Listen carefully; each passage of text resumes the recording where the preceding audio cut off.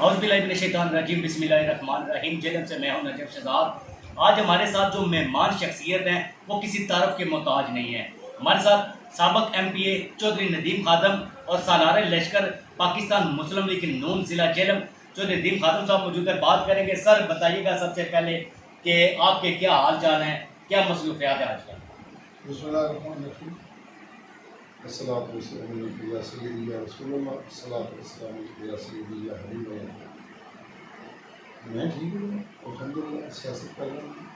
ہر وقت political screen پہ ہوتا ہوں، سیاسی منظر پہ ہوتا ہوں، اور حالات جس قسم کے بھی ہوں، اپوزیشن ہو، حکومت ہو، دھوپ ہو، چھاؤں ہو، حالات حق میں ہوں، حالات میرے حق میں نہ ہوں، جس قسم کے بھی حالات ہوں، آپ کو بھی پتہ ہے اللہ کے فضل و کرم سے یہ ڈیرا گجرا ہاؤس، اور میں خود ہی نہیں، میرا پورا خاندان اس میں، میرے چاچو ہیں سابق ایم پی کے لال صاحب ہیں، چھوٹا بھائی راشد ہے، وہ بھی موجود ہوتا ہے، بیٹا میرا جب یہیں پہ اسٹڈی کر رہا ہے، ویکینڈ پہ وہ بھی اسلام آباد سے آ جاتا ہے، وہ بھی سیاست کرتا ہے۔ میں فل ٹائم، آپ کو پتہ ہے کہ میرا تو چھوٹا موٹا کاروبار وہ بھی اپوزیشن میں کرتا ہوں، تو فل ٹائم سیاست کر رہا ہوں اور ہم خدمت کر رہے ہیں، اللہ کے فضل و کرم سے یہ سفر جاری ہے۔ اچھا صاحب، یہ بتائیے گا کہ سیاسی صورتحال جیسا کہ آج کل آپ دیکھ رہے ہیں، ایک پاکستان تحریک انصاف کے جو ان کے مرکزی قائدین ہیں انہوں نے پارٹی چھوڑ دی ہے۔ دوسرا یہ بتائیے گا کہ اب پاکستان تحریک انصاف کا آپ کی نظر میں کیا مستقبل ہوگا؟ دیکھیے، پاکستان تحریک انصاف کی مستقبل کی آپ بات کریں تو جو کچھ 9 مئی کو ہوا ہے، میں سمجھتا ہوں دیکھا جائے تو انہوں نے ملک کے ساتھ بہت بڑی زیادتی کی، اور پاکستانی عوام کے ساتھ بہت بڑی زیادتی ہوئی کہ جن لوگوں کو انہوں نے گمراہ کر کے، ان کے برین واش کر کے آرمی کی تنصیبات پہ حملہ کروایا، وہ حالات ان کی فیور میں نہیں ہیں۔ اور بحثیت سیاسی ورکر اگر میں یہ بات دیکھوں کہ اگر 7، 8، 9 ہزار بندہ یہ کام کرتا ہے تو اس پارٹی کے اندر تو لاکھوں میں لوگ موجود ہیں، تو باقی لوگوں کے ساتھ زیادتی ہونی، وہ پارٹی ختم ہو جائے یا ان باقی لوگوں کا مستقبل جو ہے وہ داؤ پہ لگا دینا، میں یہ بعضوں کا سوچتا ہوں تو سچی بات ہے، بڑا دکھ لگتا ہے کہ عمران خان صاحب نے ان لوگوں کے ذہنوں میں کیا بٹھایا جو 8، 9 ہزار، 7 ہزار یا 10 ہزار بندہ تقریباً، وہ جن کا برین واش ہو چکا ہے، وہ ہر بات عمران خان صاحب جو کہتے ہیں وہ اسے سچ سمجھتے ہیں، مگر اس جماعت کے اندر اکثریتی لوگ جو ہیں وہ، میں سمجھتا ہوں کہ اس بات سے اتفاق نہیں کرتے۔ جو کچھ 9 مئی کو ہوا ہے، بندے اسے ناپسند کرتے ہیں، ڈس لائک کرتے ہیں، اور میجارٹی لوگوں نے، اکثریتی لوگوں نے اس عمل کو، اس فعل کو، اور یہ جو ایکشن تھا اس دن والا، اس کو ناپسند کیا۔ تو ابھی تو اس کے اچھے حالات نظر نہیں آ رہے مجھے پی ٹی آئی کے۔ عمران خان صاحب اگر سائڈ پہ ہو جاتے ہیں، کسی اور بندے کو جگہ دیتے ہیں، جس طرح پاکستان مسلم لیگ نون پہ آپ کو پتہ ہے 2017 کے اندر کھڑا وقت آیا، میاں محمد نواز شریف صاحب کو وزارت عظمیٰ سے ہٹایا گیا، اور اس کے باوجود میاں صاحب نے ایک فیصلہ کیا کہ اگر پارٹی نے سروائیو کرنا ہے تو میں تھوڑا سا سائڈ لائن ہو جاتا ہوں۔ دیکھ لیں آج پاکستان مسلم لیگ نون بہترین طریقے سے سروائیو کر گئی، پچھلے 1.25 سال ہو گیا ہے تقریباً۔ وزارت عظمیٰ بھی جو ہے اس کے اوپر بھی میاں محمد شہباز شریف صاحب برجمان ہیں، تو ہم سیاست کر رہے ہیں تو پارٹی سروائیو کر گئی۔ اگر عمران خان صاحب کو تھوڑا سا احساس ہے، اگر وہ چاہتے ہیں کہ میری پارٹی سروائیو کرے، تو میری حیثیت پولیٹیکل ورکر، میں طالب علم ہوں سیاست کا، یہ میں نہیں کہہ رہا کہ میں ان کو ایک درس دے رہا ہوں، میں ایڈوائز کروں گا کہ اپنی پارٹی کو اگر آپ نے خان صاحب زندہ رکھنا ہے، کیونکہ اس پارٹی کے اندر اچھے لوگ بھی ہیں، جو ایک 8-10 ہزار لوگوں کا میں نے بتایا ایک فگر ہے، وہ لوگ ہیں، ان کی سوچ بھی کوئی نہیں ہے، وہ لڑتے ہیں، جھگڑتے ہیں، کچھ بیرون ملک بیٹھے ہوئے ہیں، تو آپ اکثریتی لوگوں کا خیال کریں اور آپ پارٹی کی باغ ڈور کسی اور کے ہاتھ میں دے دیں۔ شاہ محمود قریشی صاحب ہیں، چودھری پرویز الہی صاحب ہیں، اور علی محمد خان دیکھ کے بیٹھے ہوئے ہیں، اور بہت سارے لوگ ہیں جو بھی پارٹی کے اندر موجود ہیں، ان میں سے کسی کو پارٹی ہینڈ اوور کر کے 2، 4، 5 سال کے لیے سائڈ پہ ہو، ویسے بھی انہوں نے ہونا ہے کیونکہ ان کو سزا ہوگی، جو کچھ انہوں نے کروایا ہے اس میں انوالو ہیں، ان کو سزا ہو جائیں گی، تو میرا خیال ہے سزا سے پہلے کوئی ایسا کام کر لیں کہ ان کی پارٹی بچ جائے۔ بہرحال ان کی سوچ اور ان کی جو ابھی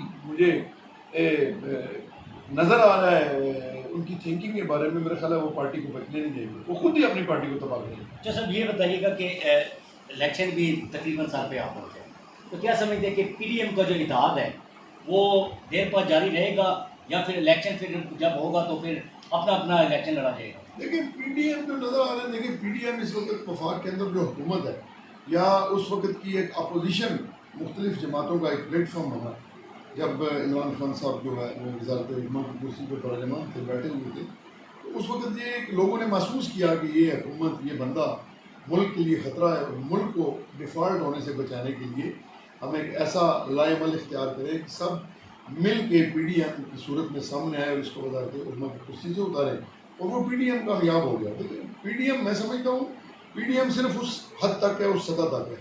رہی بات جو ابھی مستقبل میں بہت جلدی الیکشن ہوں گے اور الیکشن بر وقت ہونے چاہیے، میں اس کی فیور ہوں، اس میں نہیں سمجھتا کہ پی ڈی ایم جو ہے وہ الیکشن مشترکہ لڑے گی۔ ٹھیک ہے، پی ڈی ایم کی جتنی جماعتیں ہیں وہ الیکشن اپنا اپنا لڑیں گی، اور انہیں اپنا اپنا الیکشن لڑنا چاہیے۔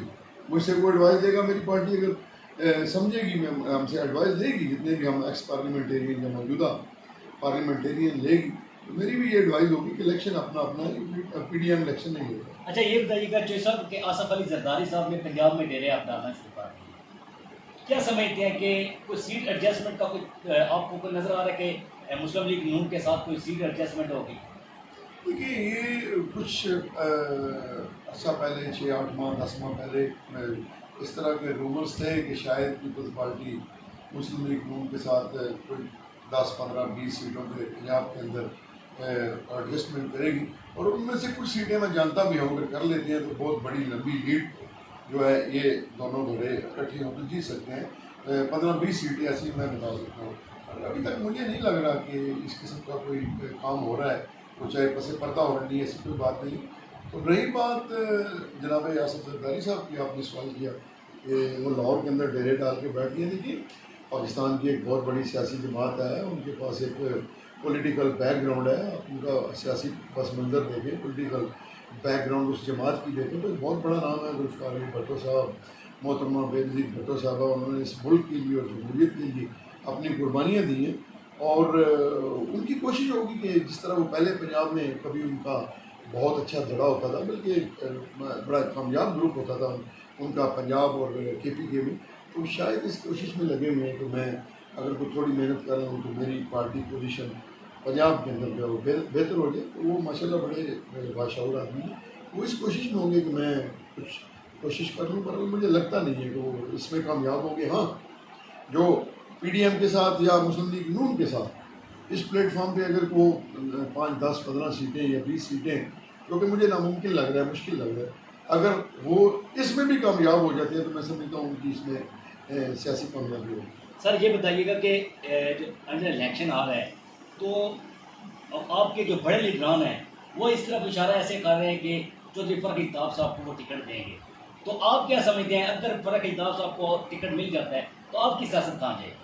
دیکھیں جی، میری سیاست میرے خاندان کی سیاست ہے، میری اکیلی تو سیاست نہیں ہے۔ میرے والد صاحب ماشاء اللہ چودھری خادم حسین صاحب سابق منسٹر بھی ہیں، سابق ایم پی اے بھی ہیں، سابق ایم این اے بھی ہیں، سابق تحصیل ناظم بھی ہیں، سابق ممبر ڈسٹرکٹ کونسل بھی ہیں۔ انہوں نے زندگی کے 18 الیکشن لڑے، جیتے، ایک الیکشن آ رہے تھے وہ، تو یہ انہوں نے ہمیں یہ عوامی خدمت وراثت میں دی، اور میں نہیں سمجھتا کہ کسی بھی ایسے فیصلے سے میری سیاست یا میرے خاندان کی سیاست ختم ہوگی۔ ہاں اللہ نہ کرے کوئی ایسا وقت آ جائے ہم لوگوں کی خدمت کرنا چھوڑ دیں، ہم یہ دروازے اپنے بند کر دیں، کوئی صحت میری اجازت نہ دے، ہمارے پاس وسائل نہ رہیں، یا اللہ نہ کرے کوئی ایسے برے حالات پیدا ہو جاتی ہیں، تو تب جا کے یہاں یہ سیاست خراب ہوگی۔ تو آپ نے بات چودھری فرق صاحب کی اور میرے لیڈران کی میرے لیڈرز کی کی کہ وہ ان کو ٹکٹ دیں گے۔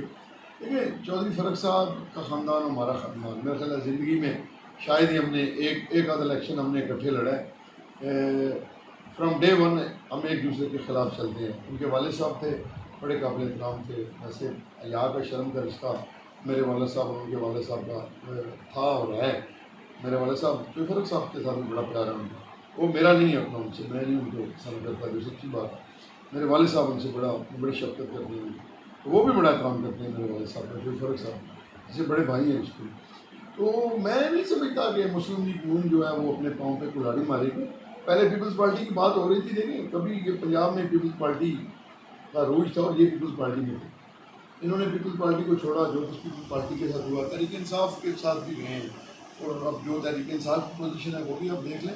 اور میں بڑے محتاط ہو کے کہوں گا کہ اللہ نہ کرے اگر مسلم لیگ نون کو ایسا فیصلہ کرے گی تو میرا خیال ہے شاید ہماری جماعت کے ساتھ بھی وہی ہو جو سابقہ دو پارٹیاں پیپلز پارٹی اور تحریک انصاف کے ساتھ ہوا ہے.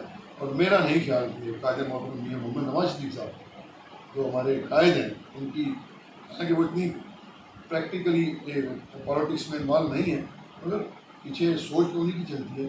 وہ ایسا غلط فیصلہ نہیں کریں گے کہ اپنے پرانے ساتھیوں کو، بلکہ اپنے ساتھیوں کو، ان کے ساتھیوں کے بیٹوں کو، یا اس سے آنے والی جو اگلی نسل ہے ان کی قربانی وہ دیں گے. میرا خیال ہے وہ نہیں دیں گے. ہاں باقی چودھری فرق الطاف صاحب پارٹی میں ایڈجسٹ ہوتے ہیں، کسی اور جگہ میری سیٹ سے علاوہ کہیں اور ایڈجسٹ ہوتے ہیں، تو میرا یہ اعتراض نہیں ہے. ہو سکتا ہے میں خود کہوں کہ چوہدری صاحب آ جائیں، میرا مقام اپنا، میری اپنی جگہ ہے، تو چوہدری صاحب کو کہیں کسی اور جگہ پہ، بہت بڑا حلقہ ہے ہمارا ضلع ہے، اس میں 5 سیٹس ہیں، تو کہیں وہ ایڈجسٹ ہوتے ہیں، ہونا چاہتے ہیں.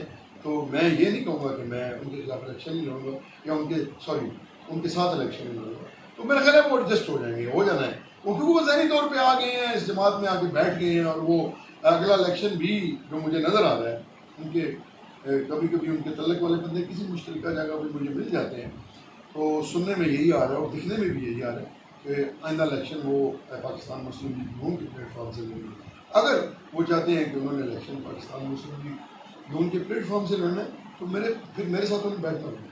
اچھا صاحب، یہ بتائیے گا کہ جب ٹکٹ تقسیم کیے جاتے ہیں، ظاہر ہے اب ضلع ضلع میں ایم پی ایز اور ایم ایل ایز کے ٹکٹ ہے، اس کے لیے کمیٹی تشکیل دی جاتی ہے. اس میں جو آپ کے ضلعی صدر ہے چودھری محمد بھٹا جاوید صاحب، ان کا اس میں کیا کردار ہوتا ہے؟ وہ کتنے اس میں رائے اپنی دے سکتے ہیں کہ فلاں کو ٹکٹ دیں گے تو ہماری پارٹی ہے جو جیت سکتی ہے؟ تو ان کی رائے کتنی قابل قدر ہوگی؟ دیکھیں جی، جہاں تک آپ نے بات کی ہے کہ پاکستان مسلم لیگ نون جب الیکشن ہوتا ہے، یہ بات آپ کی واقعی درست ہے، یہ معلومات آپ کے پاس درست معلومات ہے کہ پاکستان مسلم لیگ نون ہر ضلع کے اندر ایک کمیٹی بھیجتی ہے جو باہر کے اضلاع کے لوگوں پہ مشتمل ہوتی ہے. اور وہ لوگ کون ہوتے ہیں؟ ان لوگ میں سابق ایم پی اے، سابق ایم ایل اے، سابق منسٹر، یا کوئی بہترین قسم کا ڈسٹرکٹ کا صدر. ہر ڈسٹرکٹ صدر نہیں ہوتا. پنجاب کے اندر 2 4 5 بہت اچھے نام ہیں صدور کے، جن میں ہمارے صدر چودھری بھٹا جاوید صاحب کا نام آتا ہے. ان کا ماشاءاللہ ٹاپ کے صدور میں نام آتا ہے. جو اگر آپ ٹاپ 5 پنجاب کے اندر ضلعی مسلم لیگ نون کے صدور ڈھونڈیں گے تو چودھری بھٹا صاحب ہی از ون آف دیم، ان میں سے وہ ایک ہیں. تو چند ایک وہ بھی ڈلتے ہیں. 3 بندوں کی کمیٹی ہوتی ہے، میرا خیال ہے 3 بندوں کی ہوتی ہے، یہ 4 کی ہوتی ہے، اس سے زیادہ نہیں ہوتی. میرا خیال 3 کی ہوتی ہے، کیونکہ پچھلی دفعہ میں اٹک کی کمیٹی میں تھا 2018 کے الیکشن میں.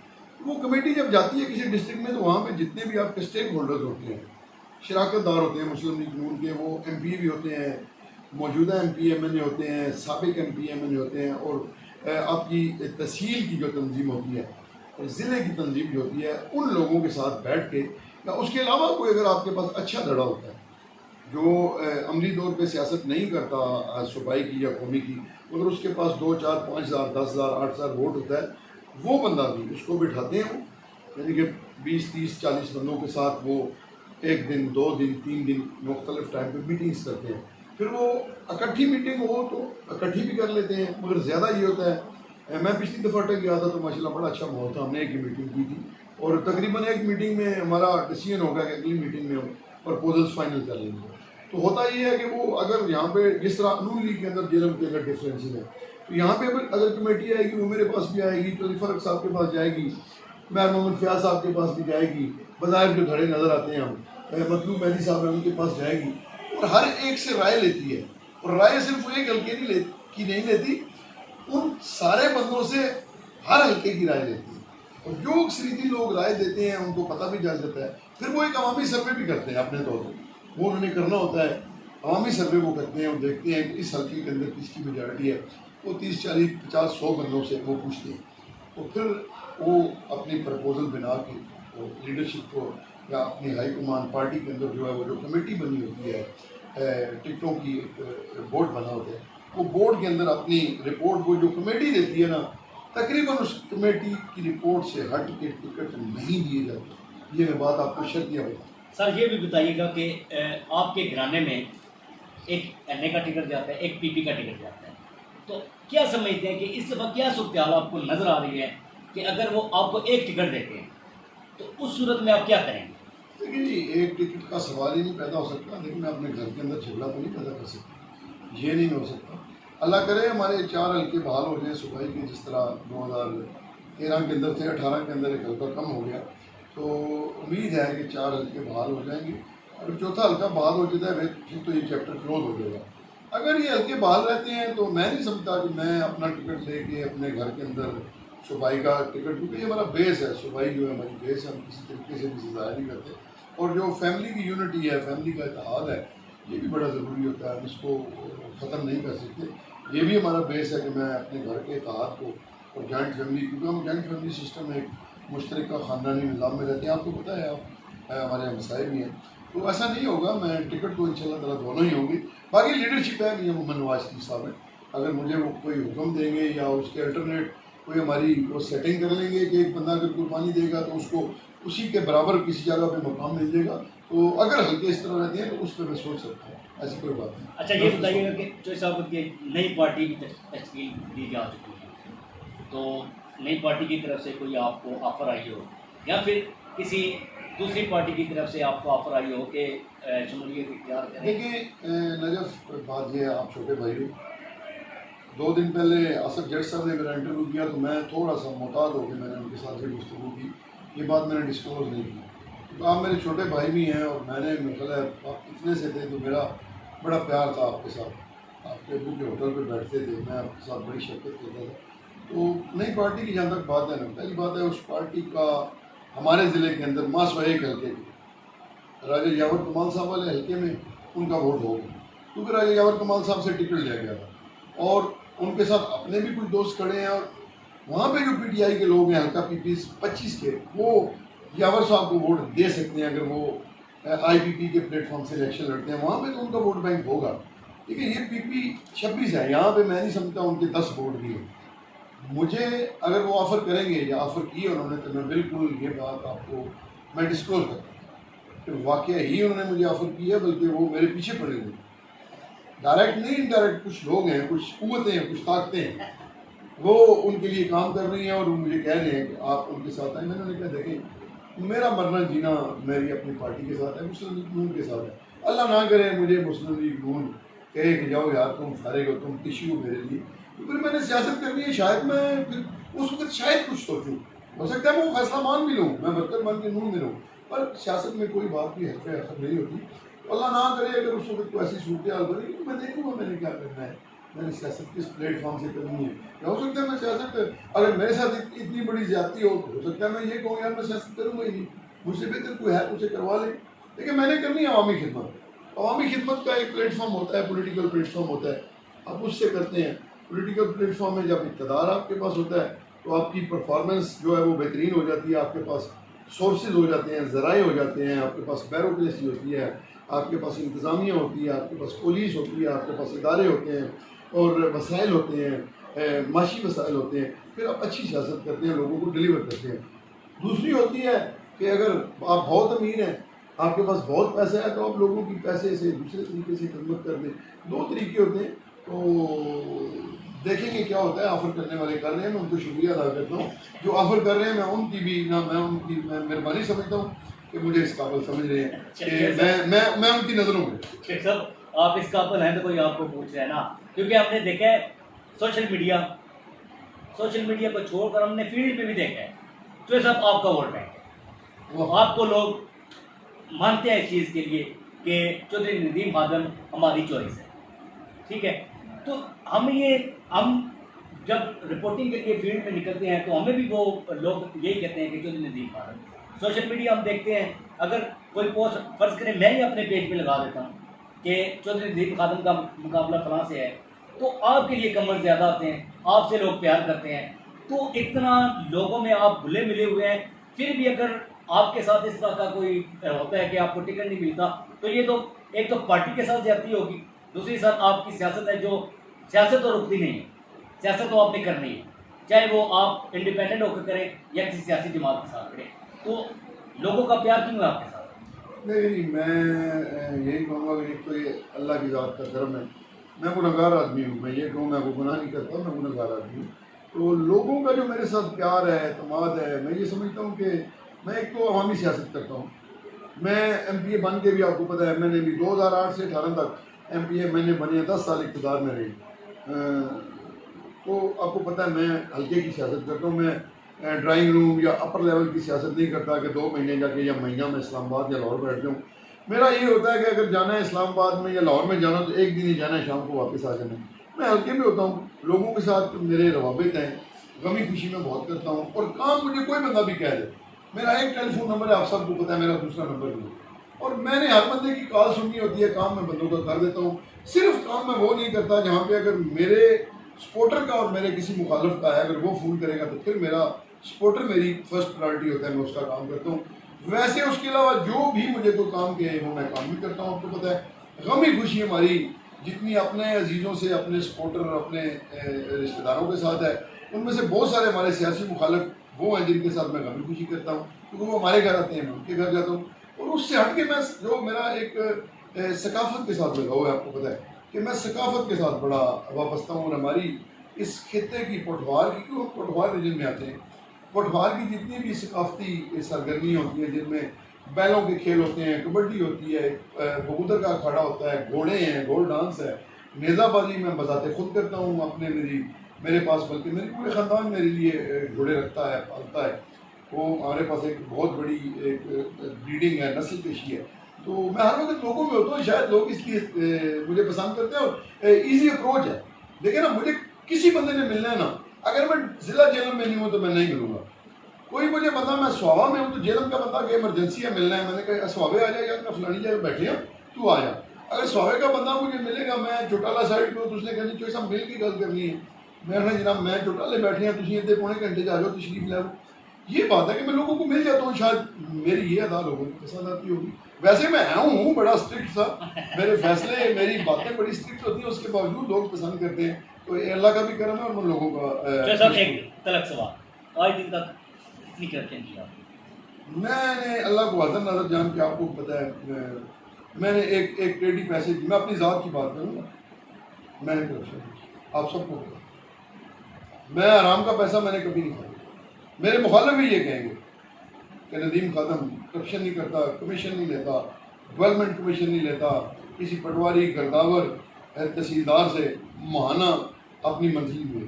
جو سب جب این اے کا الیکشن آپ لڑیں تو بڑے وسائل چاہیے ہوتے ہیں، بڑے پیسے کی ضرورت ہوتی ہے. آپ کے پاس کوئی پارٹیز ہیں جو آپ پہ انویسٹمنٹ کرتے ہیں؟ دیکھیے، سب سے پہلے بات نجف، آپ کو پتہ ہے کہ ہمارا ایک جوائنٹ فیملی سسٹم ہے، مشترکہ خاندانی نظام میں ہم رہتے ہیں. ہم سارے فرسٹ کزن ہیں، ہماری گھروں میں شادیاں ہیں، ہمارے والدین بھی آپس میں فرسٹ کزن ہیں، آپ کو پتہ ہے. تو ہمارا ایک وہ ہوتا ہے، اور ایک ہمارا قریبی دوست ساتھی ہیں جو 20-25، جن کا ہمارے سے رشتہ خونی کوئی نہیں ہے، مگر وہ خونی رشتوں سے بڑھ کے ہیں میرے ساتھ. میرا الیکشن وہ لوگ ارینج کرتے ہیں، میرے پاس اب خود پیسے نہیں ہوتے، جتنا مجھے پیسے چاہیے ہوتا ہے تو وہ میرے لیے پیسہ جو ہے، سچی بات ہے، میں اللہ کو حضر نظر جان کے کہہ رہا ہوں، اس تمام کا تمام ارینج کر رہا ہوں. جو سب ان میں ایک دو میرے بلکہ 3-4 پارٹنر ہیں، بلکہ 5 پارٹنر ہیں، وہ بھی میری، وہ اس ٹیم کا بھی حصہ ہے، جو 25-30 بندے ہیں وہ بھی اس ٹیم کا حصہ ہے. تو وہ کوئی مسئلہ نہیں ہے. میں اس لیے کرپشن کرتا کیوں کروں میں کرپشن؟ مجھے میرے بینک میں کبھی پیسے نہیں ہوئے. پچھلے انٹرویو میں وہ مجھ سے پوچھنے لگے، میں نے کہا جی آپ دیکھ لیں میرے بینک چیک کرنا، میرے بینک میں آپ کو پیسہ نہیں ملے گا، کسی جگہ بھی نہیں ملے گا. بیرون ملک میرا اکاؤنٹ بھی کوئی نہیں ہے، میرا ایک گھر ہے وہاں پہ. تو یہ اللہ زندگی کرے میرے بھائیوں کی، بزرگوں کی. اور وہ بھائی بھی وہ ہیں جو میرے، جن کے بزرگ میرے والد صاحب کے ساتھ ہوتے تھے، یہ سب ارینج کر لیتے ہیں. جو سب آخری سوال آپ سے یہ ہے کہ 9 مئی کے واقعات کی ہر کوئی مذمت کرتا ہے. ہم پاکستانی ہیں، پاک فوج ہماری ہے، ہم اس کے ساتھ کھڑے ہیں، ہر کوئی اس کی مذمت کرتا ہے. تو جن طریقے انصاف کے کارکنان کو بلا وجہ جیل میں کیا احتجاج ہوا؟ کسی جگہ پہ ہمیں احتجاج نظر نہیں آیا. 8 سے 10 یا 15 لوگ ہیں جنہوں نے احتجاج کیا ہے، وہ بھی اسی وقت گرفتار ہو گئے. مرضی کی عادت تھی، وہ جیل سے باغی ہوئی. تو لوگوں کے گھروں میں چھاپے، گرفتاریاں، اس کی کیا وجہ؟ نجف یار یہ بات جو ہے 2-3 منٹ لگ جائیں گے، میں تھوڑی طویل باندھ کے بات کروں گا، لیکن جو آرمی تنصیبات کے 9 مئی کو حملہ ہوا، میں اس پہ بہت بول چکا ہوں، تقریریں بھی کی، جب آرمی کے حق میں ریلی نکالی وہ میں نے کہہ چکا ہوں، میں اور کوشش کرتا ہوں جو میری بات پہلے میں کر لوں، میں نہ وہ کسی تقریر میں کرتا ہوں، نہ میں کسی انٹرویو میں کرتا ہوں. دیکھیں جیلم کے اندر اس قسم کا کوئی ناخوشگوار واقعہ نہیں ہوا. سب سے پہلے یہ بڑا میں ضروری یہ دیکھیں یہ پی ٹی آئی کے ورکرز کے لیے، ایک تو میں پی ٹی آئی کے ورکرز کو شاباش دوں گا، جیلم کے پی ٹی آئی کے ورکر کسی دیکھیں ایک تو وہ اکٹھے نہیں ہوئے کیونکہ ان کی لیڈرشپ نہیں تھی. ان کا یہ اچھا فیصلہ تھا کہ اگر لیڈرشپ نہیں ہے، چودھری فواد صاحب نہیں ہیں، چودھری ظفر صاحب نہیں ہیں، 2 ہی لیڈر تھے، باقی لیڈر ان کے پاس کوئی نہیں ہے، چودھری فوق شیرباز، باقی لیڈر تو ان کے پاس ہے نہیں ہے. اگر یہ 3 لیڈر روڈ پہ نہیں ہیں، یا چودھری فواد صاحب کے 2 بھائی ہیں جو ان کی جگہ ایک تحصیل پی ٹی خان اور ایک تحصیل جیلم کی سیاست کرتے رہے، جب وہ نہیں آئے تو انہوں نے فیصلہ کیا کہ ہم روڈ پہ نہیں چڑھیں گے. ایک تو میں ان کو شاباش دیتا ہوں کہ انہوں نے بہت اچھا فیصلہ کیا. آج بھی وہ لوگ پی ٹی آئی کے ساتھ کھڑے ہیں، مجھے پتا ہے پی ٹی آئی کا ووٹر ادھر ہے، آج بھی سروے کہہ رہا ہے جیلم کے اندر اگر 100 بندے سے پوچھو تو 80 بندے یہی کہہ رہے ہیں، تو سچی بات ہے، میں اللہ کو حاضر جان کے کہوں گا وہ پی ٹی آئی کی بات کرتے ہیں. مگر پی ٹی آئی کے ورکر نے بہت اچھا فیصلہ کیا کہ کسی فوجی تنصیبات تو دور کی بات ہے نا، انہوں نے شاملی کی طرف بھی نہیں گئے، اور نہ شاندار چوک جو ہمارا مین مرکزی چوک ہمارا تاریخی چوک ہے جیلم کا پہلا چوک ہے جس کا نام رکھا گیا شاندار چوک، بڑا ہے بھی شاندار، تو ثقافت کے حوالے سے اور ایک نام کے حوالے سے بھی ہمارا شاندار چوک شاندار ہے، وہاں پہ کام بھی شاندار ہوتے ہیں. تو پی ٹی آئی کے ورکر نے بہت اچھا فیصلہ کیا. 7 8 10 ورکر آئے تھے، وہ بھی پرامن تھے، پرامن احتجاج کیا، اور وہ پرامن جب ان کی گرفتاری ہوئی کسی نے کوئی مزاحمت نہیں کی، وہ گاڑیوں میں بیٹھے اور چلے گئے. اور آپ کو دوسری بات یہ بھی پتہ آپ کے گاؤں کا ایک آدمی بھی تھا، اور وہ جتنے لوگ میں نے ڈی سی صاحب سے چھڑوائے ہیں الحمدللہ سب سے زیادہ جو ان میں سے میں نام نہیں لوں گا، سب سے زیادہ جو اکثریت تھی وہ میں نے چھڑائی ہے، دوسرے چودھری فرق انصاف صاحب نے چھڑائے، تقریباً 3-4 آدمی چودھری فرق صاحب نے چھڑائے، باقی سارے کے سارے میں نے چھڑوائے ہیں. کیوں چھڑوائے تھے کہ یار ان کی سوچ اچھی تھی، بے شک وہ پی ٹی آئی کے ساتھ ہے، مجھے کل بھی نہ موڑ دیں وہ، مگر نہیں زیادتی نہیں ہوگی ان کے ساتھ. میں نے خود ڈی سی صاحب کو کہہ کے میں نے کہا انہیں واپس لائیں، اوپر بھی میں نے بات کی، نام نہیں لوں گا میں نے کس کے ساتھ، میں نے کہا جیلم واپس آئیں وہ لوگ، یہ زیادتی ہے جو زیادتی کاف دور میں میرے ساتھ ہوتی رہی ہے، مجھے جیلوں میں پھینکتے رہے قتل کے پرچوں میں. یار آج میں اپنی جیلم کی عوام چاہے وہ میرے خلاف ہیں کسی اور پارٹی کے ساتھ، ان کی وابستگی ہے، میں ان کے ساتھ نہیں ہونے دوں. جیلم واپس آئے اور ٹرن بائی ٹرن ہم نے ان لوگوں کے معافی نامے کرا کے، جن میں سے آپ کا ایک عزیز بھی ہے، آپ کا رشتہ دار ہے، بڑا کلوز آپ کے گاؤں کا ہے، میرے خلاف وہ کونسل کا الیکشن میرے کونسل کے خلاف بلکہ اپنے کزن کے خلاف لڑتا ہے، تو اسے بھی میں نے باہر نکلوایا، اور وہ اللہ اس کی زندگی کرے، وہ میرے گھر بھی آیا، 2 دفعہ میں ملا نہیں، میرا شکریہ ادا کرنے کے لیے. تو پی ٹی آئی کے ورکر نے اچھا فیصلہ کیا، میں ان کو پھر شاباش دیا. آج کی مہمان شخصیت چودھری ندیم خادم کے ساتھ آج ہم نے تفصیلی بات کی، اور آئندہ الیکشن کے حوالے سے بھی بات ہوئی، ٹکٹ کے حوالے سے بھی بات ہوئی، اور جو پی ٹی آئی کے کارکنان کی گرفتاری ہوئی اس کے حوالے سے بھی بات ہوئی. بڑے بہترین انداز کے ساتھ خوشگوار ماحول میں ہمارا یہ آج چودھری ندیم خادم صاحب کے ساتھ انٹرویو ہوا. اور ہمارے ناظرین ہیں جو وہ کیونکہ شیئرنگ سب سے زیادہ ہمارے ناظرین ہیں جو وہ ہماری کرتے ہیں، تو چودھری ندیم خادم نے آج ایک بہترین اور مفصل ہمیں تفصیلات سے جو آگاہ کیا، اور جو نئی پارٹی بنی ہے اس کی طرف سے بھی آفرز ملی ہیں، لیکن کسی قسم کی کوئی آفرز ہے وہ قبول نہیں کی گئی ہیں. آج کے پروگرام کے لیے نجف شہزاد کو اجازت دیجیے، فی امان اللہ.